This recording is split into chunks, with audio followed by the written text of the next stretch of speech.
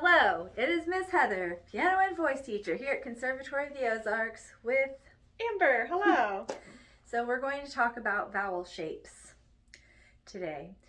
So I prefer a classical vowel shape, which is what I'm showing Amber.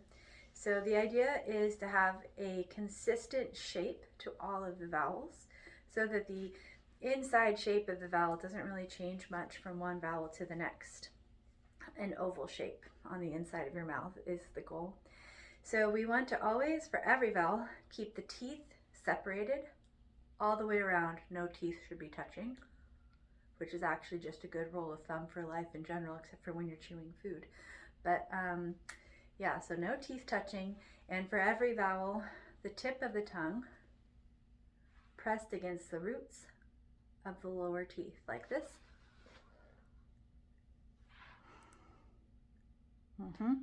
So it's out of the way. The corners of the mouth for every vowel we're going to do, we want to keep about the same. We don't want it to spread like out. We want to make the vowels tall rather than wide. Hard to do with E. It is hard to do with E. That's one of the hardest ones for most people anyway. So I'm not saying other vowel shapes are necessarily wrong, but this is what we're going for. And then, depending on the genre, sometimes you may want to make changes to your vowel shape. Like if you're singing country, of course, we want a wider vowel shape. But just for your foundational vowel shape that you would use for almost anything, this is a pretty good place to start. So I think of fingertips to remind me about the vowels. So 3, 2, or 1 fingertips between the front teeth. The tallest vowel shape in English is ah. So again, tip the tongue down for every vowel. 3 fingertips between your teeth. So it's like you're yawning. It's the same exact shape as when you're yawning. See how your corners are still going out? Ah. So it's very tall, not wide. And it looks like a yawn. That's our most open vowel. And in the back, it might be nice if you lifted your soft palate a little bit like you're yawning. So the front and the back both kind of look like a yawn.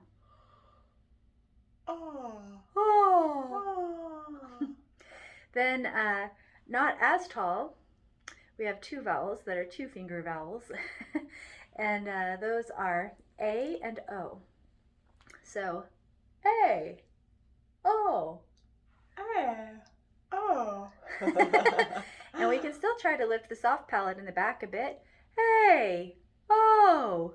A, O. And this tongue being down like that, and the soft palate going up, it's like you kind of are trying to create a bullhorn on the inside of your mouth, a funnel to send the sound out, and a dome to let the sound spin around on the inside up here before. This is very difficult. Hey, it's not that difficult. It just is weird to think about because we speak English, so we never took lessons in how to speak English. So you don't really think about what you're doing, you just do it. A, O. And then the corners, A, O, A, O. You can see from the front, this shape isn't changing a whole lot. I'm not going A, O, like a big difference. A, O. And then 1 finger vowels, we have 2, E and U. So they're the shallowest of all the vowels. And for E, the thing that makes E tricky is you still have to keep the tip of the tongue down, but you have to let the middle of your tongue go up towards the roof of your mouth, or else it will sound like you have a speech impediment. See, it doesn't sound like an E anymore.